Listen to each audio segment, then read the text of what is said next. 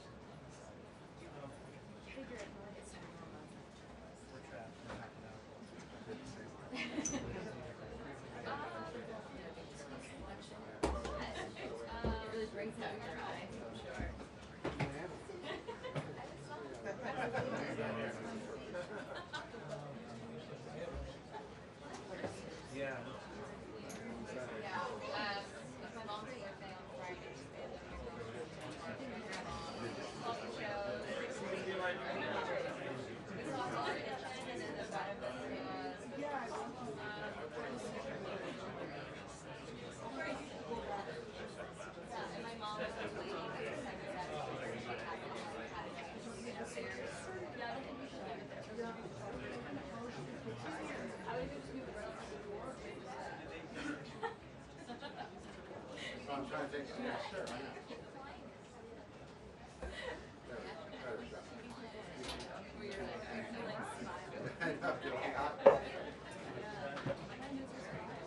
Yeah, that was just for your shot. Yeah, I can take it.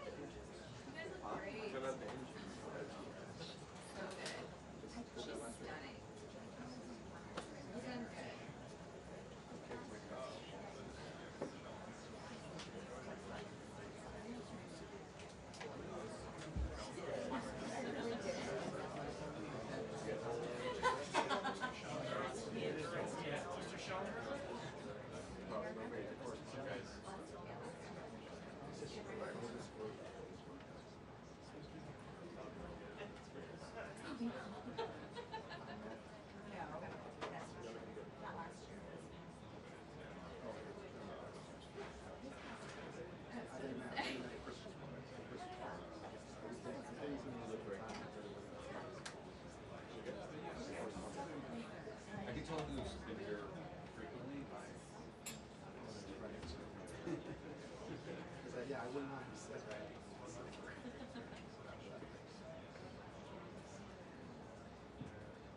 your wager? I think another 20 minutes. I bet you because of this airstrike. She's got to get to me. She's got to go. Well, they're waiting to write a statement. Probably right. So much for optimism. I don't know. Hopefully I'm wrong. Can you do me a favor? Can you grab the water bottle in my backpack? It's on the left side.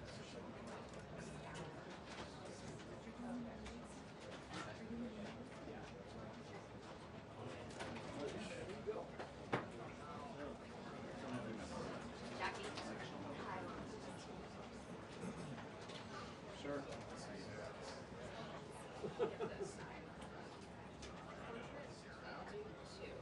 This has the.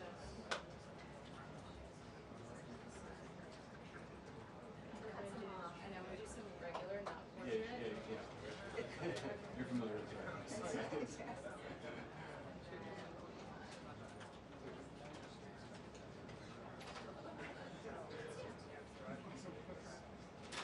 there's gotta be something in there that's good. I tried to cut yours with black on it. I used to feel free to crop or do much different.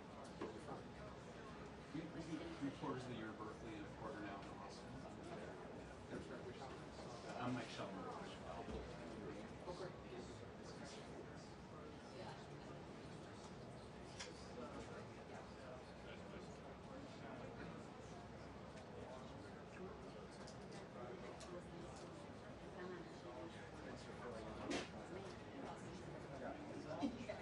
Very thorough.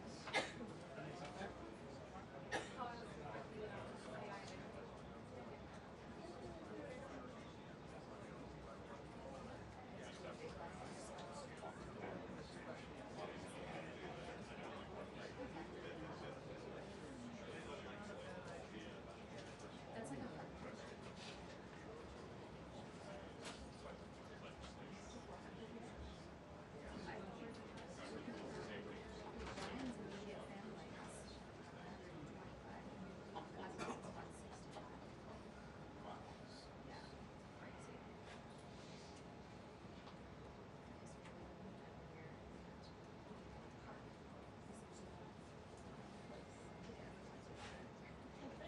It's crazy.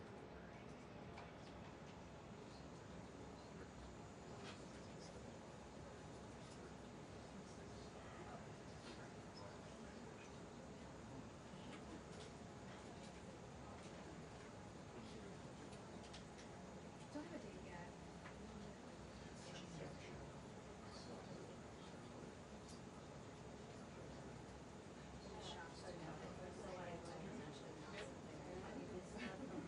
Dream of doing my whole life.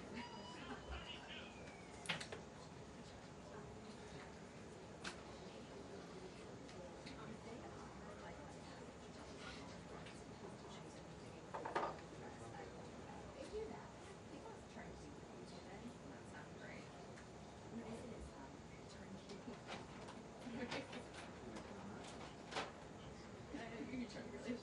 can just walk in.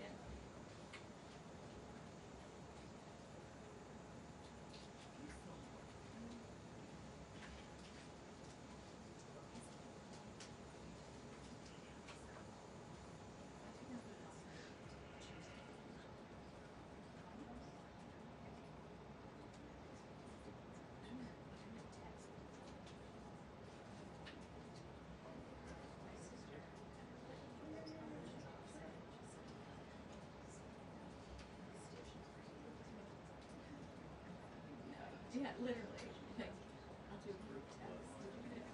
Thumbs up if you're having.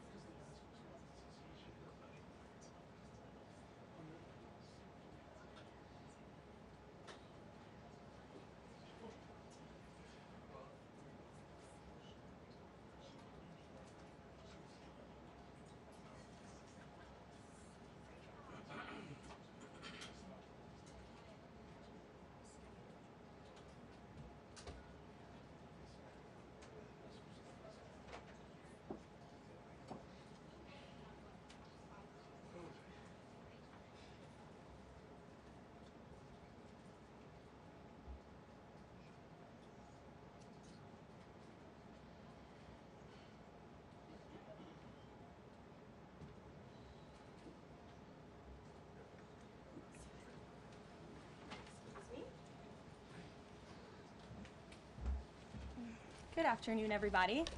Apologize for my tardiness today. Thanks for being here. Another packed room. It's good to see.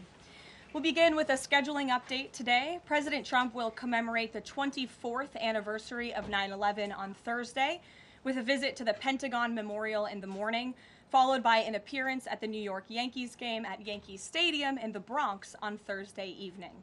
Next week, as you all know, the President and the First Lady will depart for their historic state visit to the United Kingdom on Tuesday, and they return to Washington on Thursday. Today, I would like to address the tragedy that has not received nearly enough media attention, the brutal murder of Irina Zarutska. Here are the facts that many outlets have shamefully and intentionally failed to report until President Trump drew attention to it.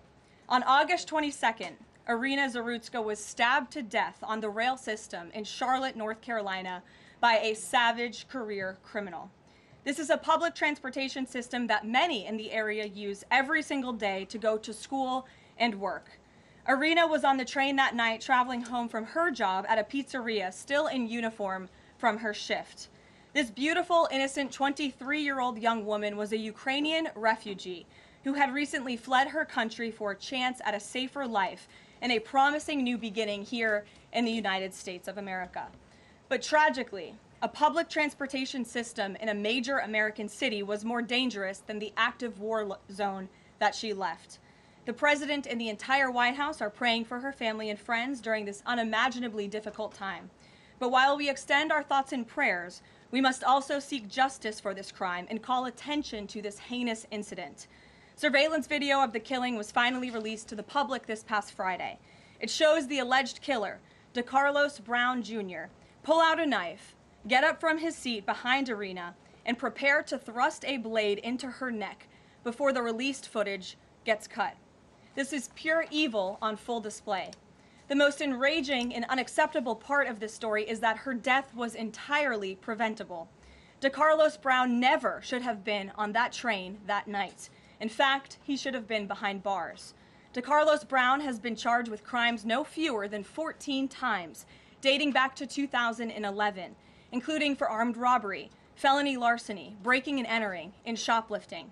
Brown had previously served 5 years in prison for a robbery with a deadly weapon charge, and he had also forfeited bonds 3 different times, twice in 2014 and once in 2023.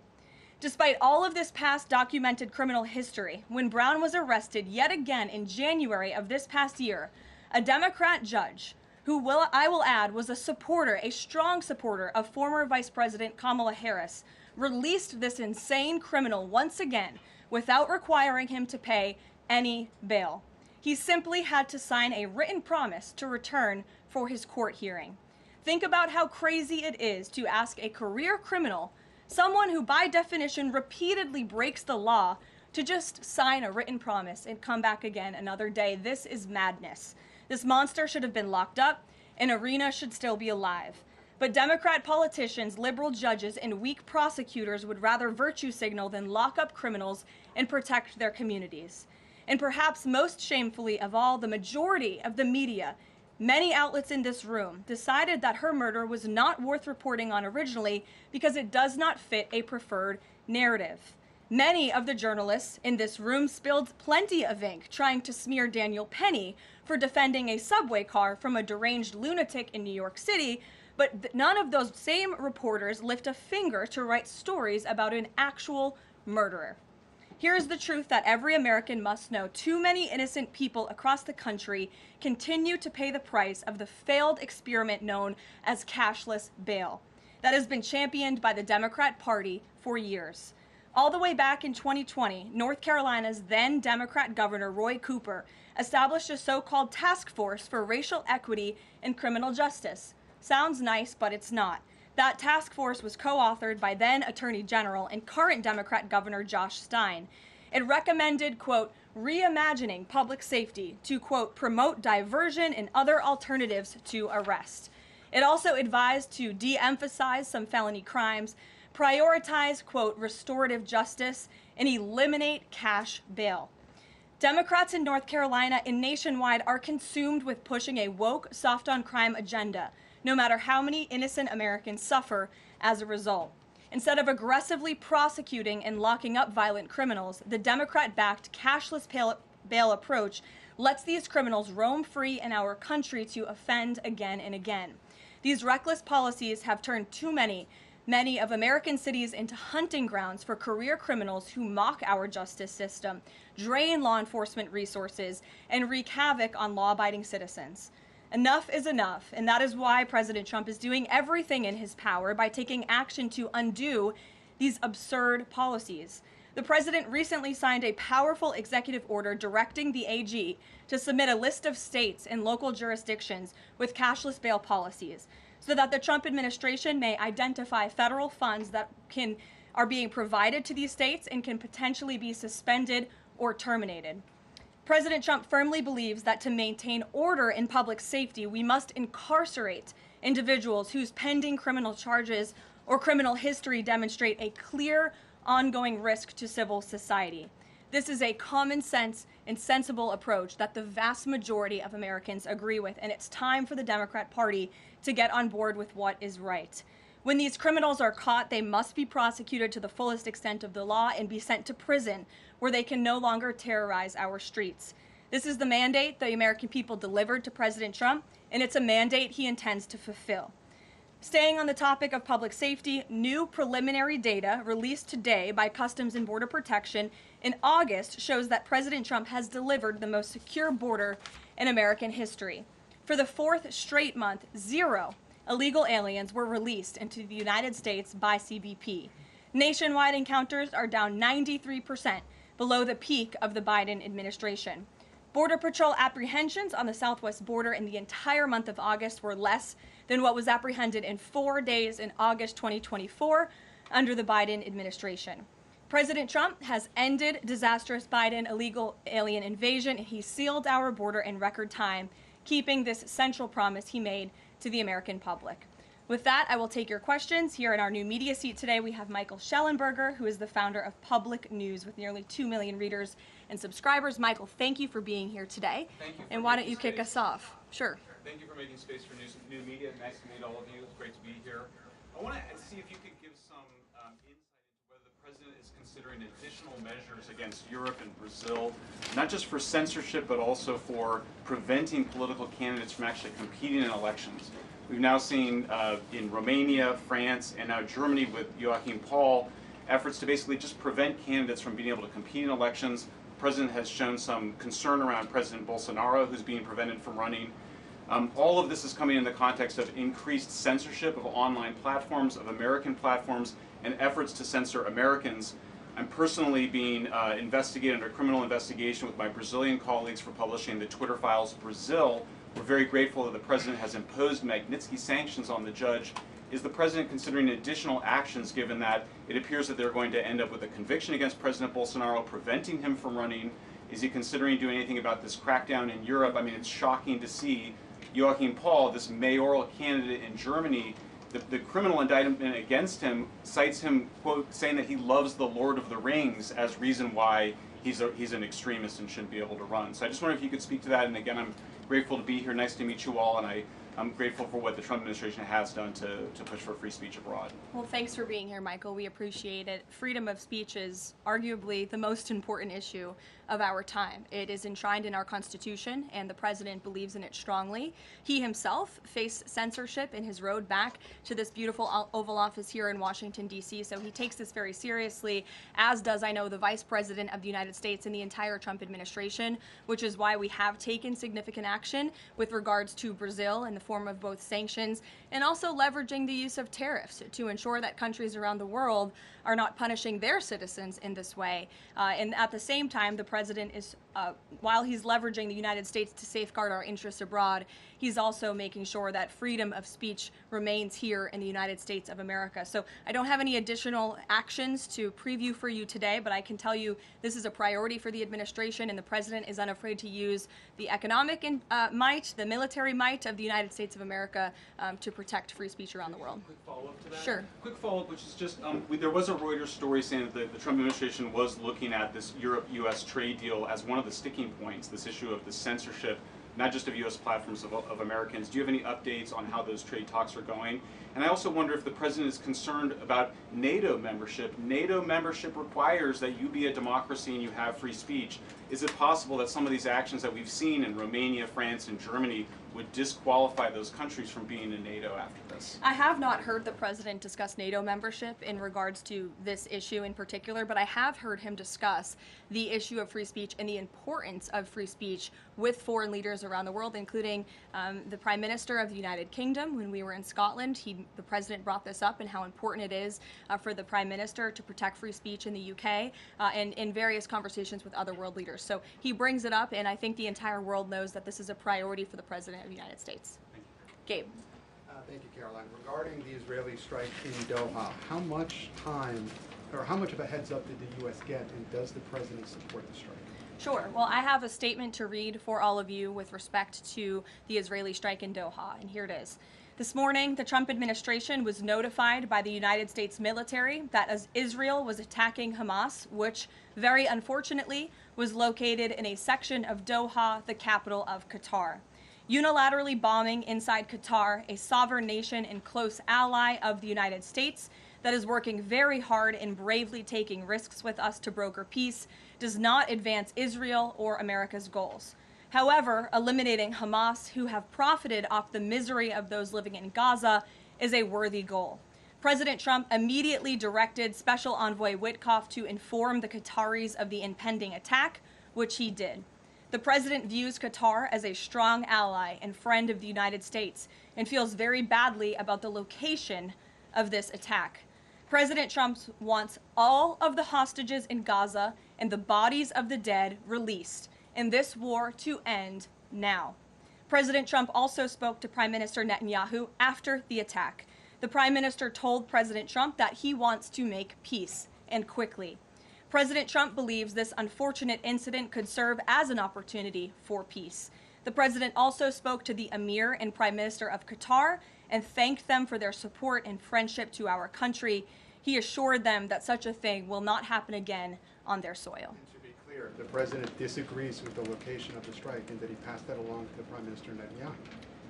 The president just confirmed that in the statement that I just read to you, which I spoke with him about before coming out here. Caroline, Jackie. Thank you, Caroline. So is the president upset with Netanyahu now? The president made his thoughts and concerns about this very clear, and he spoke again both to Prime Minister Netanyahu and also the Emir and the Prime Minister of Qatar after this attack. And the president has always made it very clear that he wants peace in the Middle East, just like he sought that and accomplished that in his first term. He expects all of our allies and friends in the region, that includes both Qatar and Israel, to seek peace as well. And he wants to see that happen, and he's working with all of our allies in the region to get that done. Are there any consequences, so to speak, for Netanyahu doing this, as it sounds, against the president's wishes, or at least his belief that it was appropriate? Is there going to be any directive from the president to Netanyahu in terms of what's allowed in the future? And also, is there any concern this could jeopardize the Abraham Accords? Look, that's a decision only the president can make. With respect to your first question, to answer your second question, as you heard from the president, he said he believes that this can serve as an opportunity for peace, and he's still actively and aggressively pursuing it with all of our allies and partners in the region. Jennifer? Just to follow up on that, Caroline, are you able to say how often the president spoke to the Prime Minister of Israel before this? Because that's one question. And then what did he mean on Sunday when he posted, "I've given my last warning to Hamas," etc.? He wasn't talking about this strike on Doha? No, he was not. As I told you, the Trump administration was notified by the United States military that Israel was attacking Hamas, and the president spoke to the Prime Minister after the attack, as well as, again, the Emir and the Prime Minister of Qatar. And I know Secretary Rubio and Special Envoy Witkoff were present for that call with the Qataris as well. Reagan. Thanks, Caroline. I have two questions for you on crime crackdown. Sure. Democrats have tried to argue that red states have higher crime rates while overlooking problems of high crime in blue cities. I'm wondering if the president would consider working with red state governors to fix high crime in blue cities like in Memphis, Tennessee. So first of all, I want to get to the premise of your question, Reagan, which is being pushed by Democrats, that there is crime in red states. Of course, there is crime in all states, but the crime in these cities is all in cities that are run by Democrats. If you look at the list of the top 20 high crime cities in the United States, every single one, with the exception of one in Louisiana, is run by a Democrat. And these Democrats have supported the same policies that I spoke about at the beginning of this briefing, like cashless bail. If you look at a red state, Mississippi, but a Democrat-run city in that state, Jackson, in 2019, Jackson, Mississippi eliminated cash bail for virtually all misdemeanor cases. And while Jackson is not formally a sanctuary city, the state of Mississippi formally banned sanctuary cities, and this city has acted as a de facto sanctuary city for criminals and illegal aliens since 2017. Same thing, Birmingham, Alabama, a Democrat-run city in a red state. In 2017, the Birmingham City Council unanimously passed a resolution, quote, committing to establish sanctuary policies. So if you actually look at the facts from these Democrat-run cities, these are cities that are run by Democrats and by by members of the Democrat Party. These are blue cities, and they have all supported these disastrous policies which allow repeated career criminals back onto the streets to further commit acts of violence. And so to answer your question, yes, the president wants to work with anyone across this country who wants to end these horrible policies and to bring law and order to our streets. And I think that is proven by his tremendous cooperation with the mayor of Washington, D.C. and our nation's capital. And just look at the results of that. And I do have some updates for you on the D.C. crime crackdown if anyone is interested. There have been a total of 2,177 arrests made since the start of the operation on August 7th. Just last night, there were 57 arrests made in Washington, D.C. Of the 57 arrests, there were 14 illegal aliens who were arrested, many of whom had prior criminal histories. And other arrests just last night in our nation's capital, so you all can be very grateful for this. Our great men and women of law enforcement, both federal and local, working together as they should, made an arrest on a warrant for assault with the intent to kill. The subject shot 2 adult males after an altercation. They made an arrest on a warrant for an armed carjacking. The subject assaulted an adult male in the face with a firearm and then took his keys.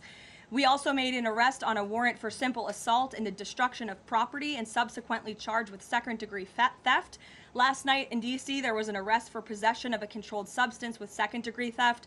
There was an arrest for possession of a controlled substance with the intent to distribute that subject. The person is also a subject of interest in a homicide and a carjacking. Last night in D.C., we also arrested a felon in possession of a firearm who was carrying that firearm without a license. So these are the career criminals. These are the bad guys that we are picking up in Washington, D.C. every day. The president would love to do this in every Democrat-run city across the country, and he hopes that more Democrats will call the White House to allow us to help them. One more that's D.C. specific. Congress is poised to not extend Trump's federalization of the D.C. police. Mayor Bowser signed the executive order formalizing cooperation with federal forces. You just mentioned all the success that the operation has had. Does the White House believe that the Mayor Bowser's action is enough to continue the crime crackdown? We are very grateful for the mayor's cooperation in this effort, and we look forward to continuing to work with her and the Metropolitan Police Department. Bloomberg. Thanks, Caroline. The president says, he was planning to speak with Putin soon. Can we expect a phone call between the two leaders this week? I don't have any phone calls to read out between you, the president, and any other foreign leaders. Ed. Thanks, Carolyn. I want to ask about the benchmark revisions that came out. If you look at the revisions between March of 2024 and March of 2025, and you do a little math, it averages out to 73,000 jobs roughly per month added to the economy, less than what was thought. When can we expect the Trump administration, now their policies are rolling out, for that increase, that average to increase? Well, let me just say something about the revisions that came out this morning. And this was one of the biggest revisions in absolute terms in decades. And the benchmark year, March 2024 to 2025, shows that the job growth was vastly weaker during the Biden administration than ever previously reported. Between this revision and last year's, job growth was actually overstated by approximately 2 million jobs. And the Biden administration stood up here and vouched for that data and told you that data was real. And when President Trump calls into question the veracity of that data, like he did before he took the oath of office and even now as President of the United States, States, he was ridiculed for that. And turns out this revision proves two things. Number one, the president was right, and this is why we need new leadership at the Fed. And this makes it very clear that President Trump inherited a much worse economy by the Biden administration than ever reported. And it also proves that the Federal Reserve is holding our monetary policy far too restrictive. Interest rates are too high. The Fed needs to cut the rates because of the mess that we inherited from the Biden administration. Time frame. The president has said a year. Secretary Bessent said maybe the fourth quarter. When can we expect these numbers to increase? Well, first, we need accurate numbers. We need truthful and honest data, which is why the president took the monumental step to try and appoint and confirm new leadership at the BLS so we can have data that we can actually rely on. And that's what the president is doing, and we hope that his nominee will soon be confirmed. Charlie. You addressed the crime of Irina Zarutska, and the president has done a lot to deliver justice for victims of crimes like that horrific stabbing. And the Epstein files are back in the news because a lot of Americans feel that that Jeffrey Epstein's victims never got justice. Does the president care about these victims? Do you think he can does he want to deliver more justice for them, and is he willing to meet with them? The president cares about victims of all crimes, and that's why Republicans in the Trump Department of Justice have done more in terms of transparency when it comes to the Epstein case than any prior administration. And why are the Democrats all of a sudden caring about this? It's because they are desperately trying to concoct a hoax to smear the President of the United States. We have seen this time and time again. Ro Khanna and all of these other Democrats, they could have cared about those victims 4 years ago. When Joe Biden was in office, they could have pushed for transparency then. Unfortunately, the Democrats are using victims as political pawns to try to smear and to push a hoax against the President of the United States. And I will get you numbers on the amount of child predators that this administration and this FBI and this Department of Justice have locked up under President Trump's leadership. We have done more than any president to protect victims of crime, especially disgusting, heinous sexual crimes, and that includes the deportation of illegal aliens who are perpetrating these crimes against innocent victims in our country right now today, and that remains a top priority for this administration. Does the president, will he meet with the victims? On the Doha strikes, did the president speak with Netanyahu before they were carried out? Did he urge him to not go through with it, or did they only speak afterwards? Again, I read you a statement. The Trump administration was notified by the United States military that Israel was attacking Hamas. The president directed his special envoy Witkoff to immediately call the Qataris, and after the attack, he spoke to Prime Minister Netanyahu. Behind you. Thank you. Go ahead.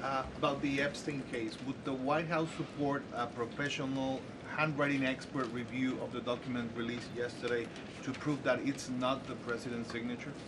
Sure, we would support that. And in fact, I have already seen many forensic analysts of signatures coming out. I believe it was the Daily Signal that published a piece with 3 separate signature analysts who said that this absolutely was not the president's authentic signature. And we have maintained that position all along. The president did not write this letter. He did not sign this letter. And that's why the president's external legal team is aggressively pursuing litigation against the Wall Street Journal, and they will continue to. Christian.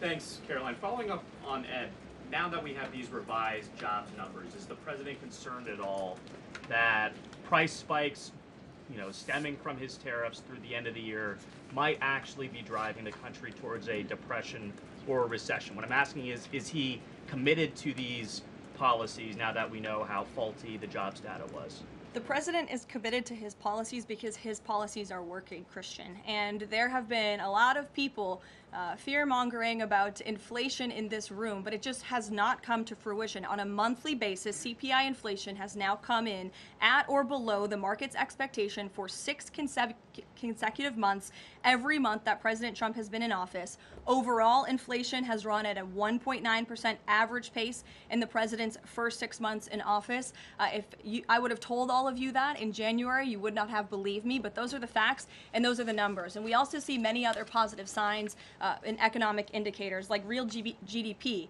In the second quarter, it was revised up to 3.3%. That beat the market's expectation. We know there's a capital spending boom right now, which we know is one of the greatest economic indicators of job growth. We know wages are increasing at a far faster pace than they were under the previous administration. We see productivity in the second quarter was also revised up to a strong 3.3%. In total industrial production, factory output also surged. All of this means the economy is moving, people are working, people are spending money. You look at consumer spending, that is also ticking up and in the right direction. And a large part, it's because of the incredible work the president has done in terms of energy and unlocking our energy dominance in this country. Again, these jobs, the numbers from the BLS today prove that the economy was an absolute mess, and we are working every single day to fix it, and all of those indicators I just read for you are positive sign of what is to come. Just one more quickly on Sure, trade, Danny. I just wanted to get a bit of clarity on the sequence of events for the Doha attack and the notification. You said that the U.S. military notified, if I got it right, the Trump administration was notified by the U.S. military. That's right. Was the U.S. military notified by the Israeli military, or did the U.S. military detect an incoming Israeli attack on Qatar? The U.S. military notified the White House and the President of the United States. That's all I have to share for you on that, Danny. Thank you. Jeff. Also following up, you said that the president assured the leaders in Qatar that this would never happen again. Did he say that to the Prime Minister of Israel, and did Prime Minister Netanyahu agree to that? The president told that to the emir and the prime minister of Qatar, and the president also overstressed the importance of peace in the region in his conversation with Prime Minister Netanyahu as well. And Prime Minister Netanyahu told President Trump he wants peace and he wants it quickly. That's what the president expects to happen. The president is very clear in the statement that he just had me read, and you will all see it out on True Social very shortly, I am sure. The whole world will see it. He wants all of the hostages released out of Gaza, and he wants this war to end. Those are two clear directives that the president is making very clear for the entire world to understand. Mary. But Qatar obviously has been helping to negotiate these ceasefire talks. Does the president think that Israel is undermining negotiations by striking Qatar? Is he concerned that Qatar's no longer going to want to play that intermediary role? I think the president addressed that in the statement. I can read the whole thing for you again. I think it's very thorough because the president wanted to address all of your questions. We wrote, unilaterally bombing inside Qatar, a sovereign nation and close ally of the United States that is working very hard and bravely taking risks with us to broker peace, does not advance Israel or America's goals. However, eliminating Hamas, who have profited off the misery of those living in Gaza, is a worthy goal. So he answered that question himself. And to be clear, you can't say that Israel informed the U.S. What I can tell you is the United States military informed the Trump administration. Thank you. A quick follow on that. Can you tell us when the U.S. military was notified, given that the largest U.S. military base is in Doha? And then I have a question on D.C. crime. This morning, just before the attack, as I said earlier as well. Okay, thank you. And yesterday, the president spoke about D.C. crime and talked about how there was virtually none. And then he expressed frustration about things that take place in the home they call crime. He said, they'll do anything they can to find something. If a man has a little fight with the wife, they say this is crime. See, now I can't claim 100%. Exactly what crimes was the president referring to? He wasn't referring to crimes. That's exactly the point he was making, Ouija. What the president is saying is that these crimes will be made up and reported as a crime to undermine the great work that the federal task force is doing to reduce crime in Washington, D.C. And I think the president has every reason to believe that, given the efforts of many reporters in this room who actively seek to undermine the president and what he's doing in our nation's capital. We all know that deep inside you all agree with this because you all live here, and I'm sure you are very grateful for the administration's efforts to make the city, which we all reside in, much safer for ourselves and our families. Michael. Thank you, Caroline. Florida Congressman Randy Fine is calling for judges to face consequences if the violent repeat offenders they release go on to commit new crimes. Is that something the president supports? It's not something I've heard the president discuss. You can ask him yourself next time you have the opportunity to. How's that? Caroline, one more question. On Thursday, President Trump will head to the Pentagon and also to New York City in honor of the 24th anniversary of 9/11. Has the president expressed any interest on creating or having congressmen create a new 9/11 commission to answer some of the ongoing questions many Americans have about that day? I, again, have not heard the president discuss that. You're welcome to ask him yourself, but I do know he very much looks forward to going to both the Pentagon and the Yankees game in New York City on Thursday to commemorate the 24th anniversary. As you know, the president is a New Yorker at heart. He loves the city very much. It is his home, and you'll hear more about that on Thursday when the president speaks on this himself. Kelly. Caroline, thank you. I wanted to ask you a question about the president speaking yesterday before the Religious Liberty Commission. As you know, he's created the White House Faith Office, the Task Force on Anti-Christian Bias, and yesterday he talked about the importance of the Bible in America and the importance of prayer in America. Some people have criticized him for that in stating that he's espousing Christian nationalism.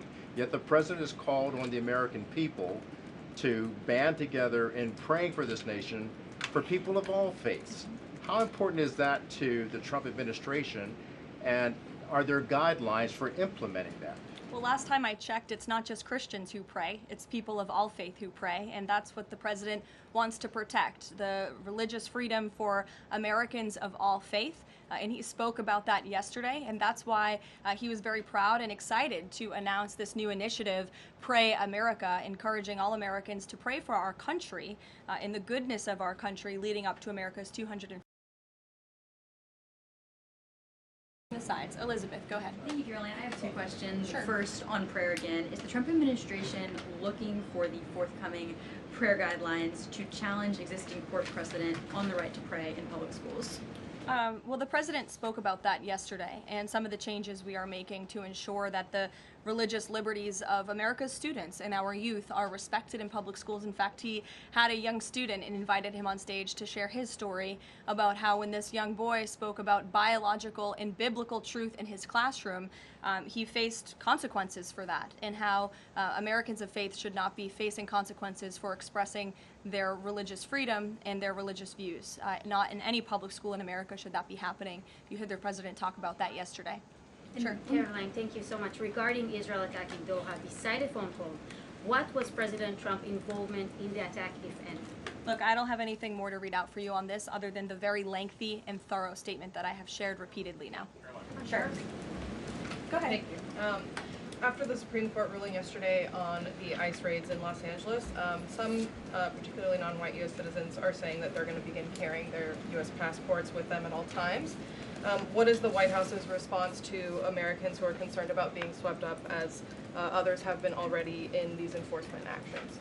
They should not be concerned, because this administration is focused on the detention and deportation of illegal alien criminals who broke our nation's immigration laws. And the Supreme Court upheld the Trump administration's right to stop individuals in Los Angeles to briefly question them regarding their legal status, because the law allows this, and this has been the practice of the federal government for decades.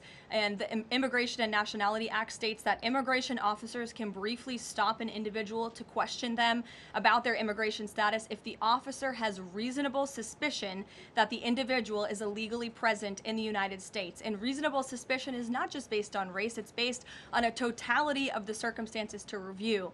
And I will tell you, I spoke to our border czar about this morning. When ICE goes out to conduct a targeted operation to deport illegal criminals from our community, they are doing so with intelligence, they are doing so with law enforcement sources, they are doing so in most cases with the backing of local law enforcement who know exactly where these illegal alien criminals and drug traffickers and drug dealers are hiding in plain sight in American communities. And the men and women of ICE are doing everything they can to not only follow the law, but to enforce the law. And it's about time that has happened, because we had 4 years of an administration who completely ignored and evaded our nation's very clear immigration laws, and the Supreme Court has reaffirmed that.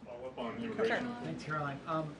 One of the other documents released by the House Oversight Committee contained a photo of Jeffrey Epstein holding an oversized check that was made out to him in the check from the president for 20. I wondered if the president has any recollection of that, or what you guys make of that photo that was included in those documents. Did you see the signature on that check? It is not Donald Trump's signature. It is absolutely not. The president did not sign that check. But does he recognize Jordan, the woman? go ahead. Caroline, Thank you, Caroline.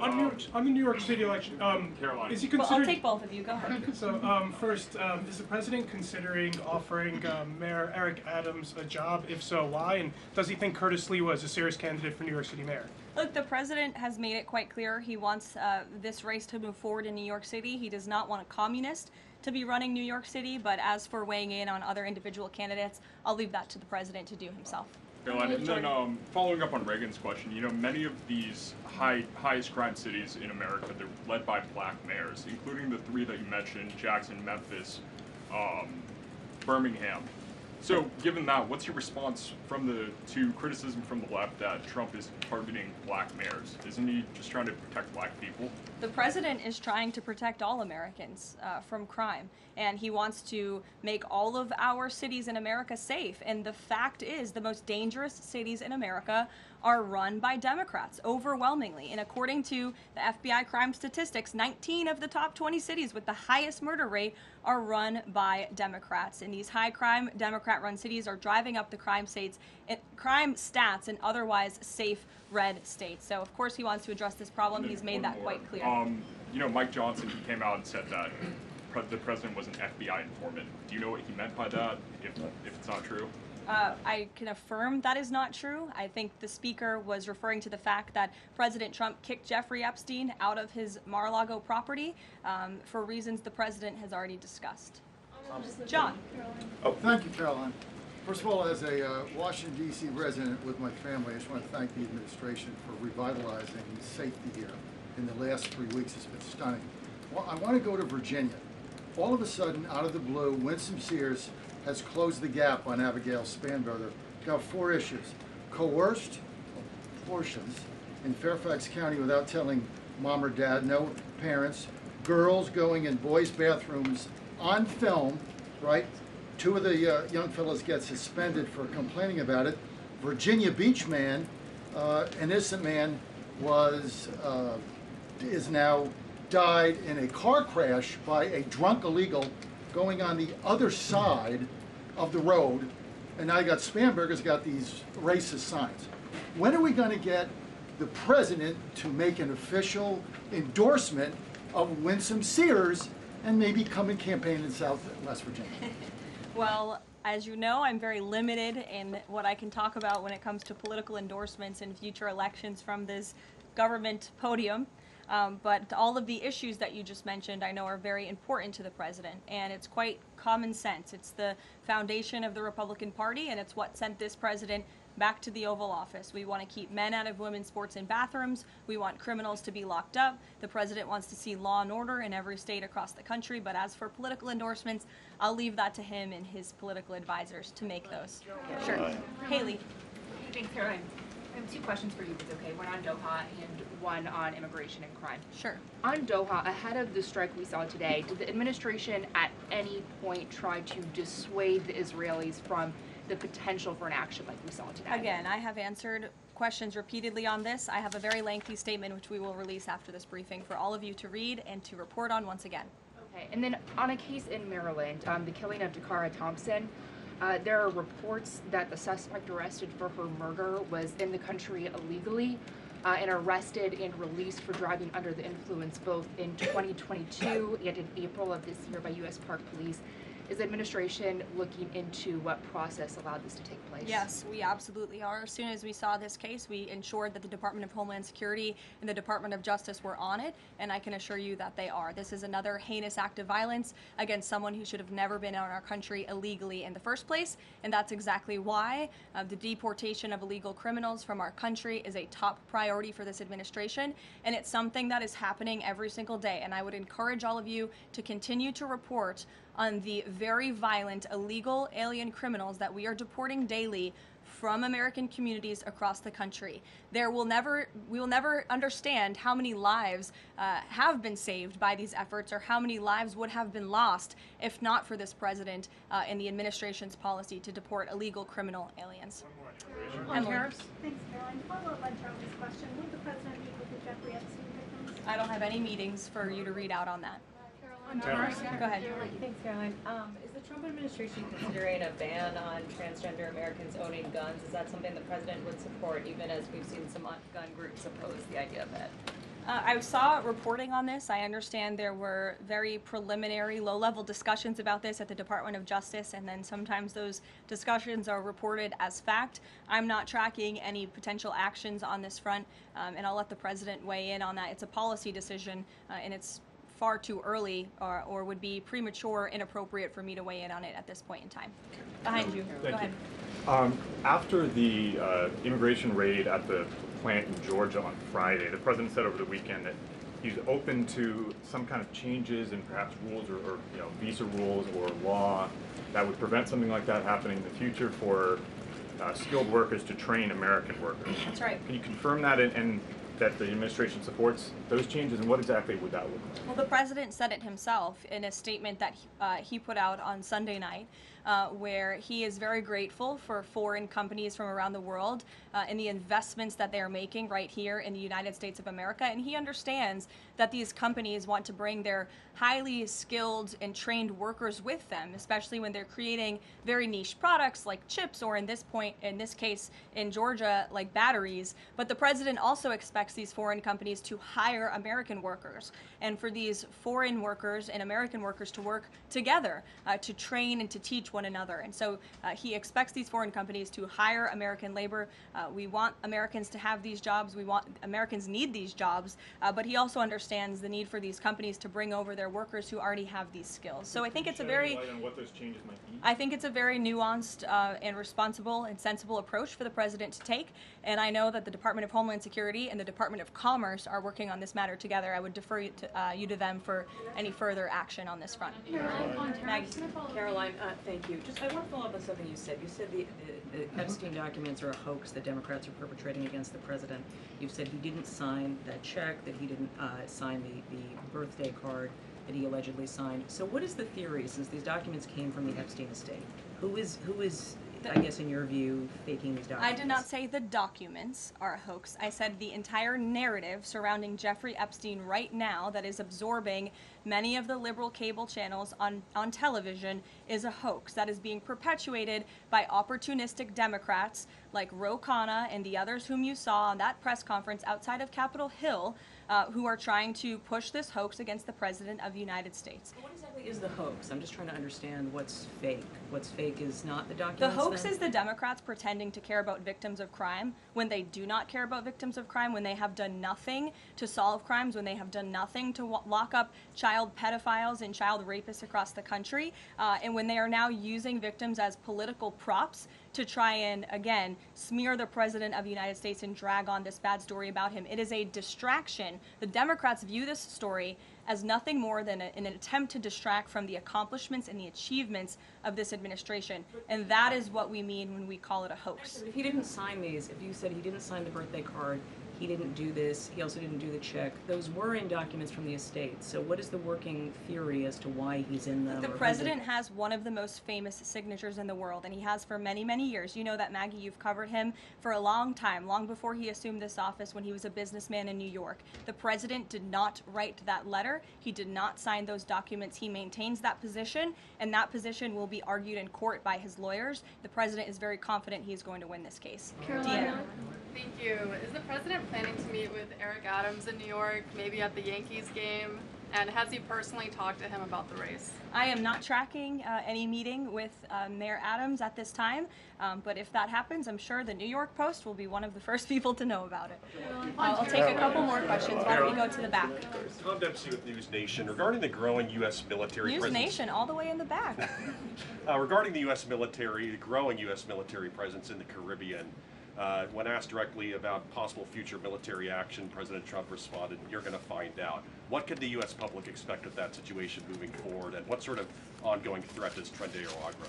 I think it would be very unwise of me to preview what the president meant from this podium. But I think with the heart of what the president was saying, I know what the heart of what the president was saying and this administration believes, is that the regime in Venezuela is illegitimate. And it is unacceptable to this president and this administration to traffic illegal, deadly drugs into the United States of America. And that's why the president and the administration took very strong action against a boat and 11 narco-terrorists in international waters, as you all saw. I think that sends a very strong message to drug traffickers around the world. The president will not tolerate it, and the amount of drugs on that boat represents the lives of thousands of Americans that could have been killed by that deadly poison, and we're not going to allow that deadly poison to come into our country. The president will be signing a proclamation in the Oval Office later this afternoon, and we will see you all later. Thank you. Thank you.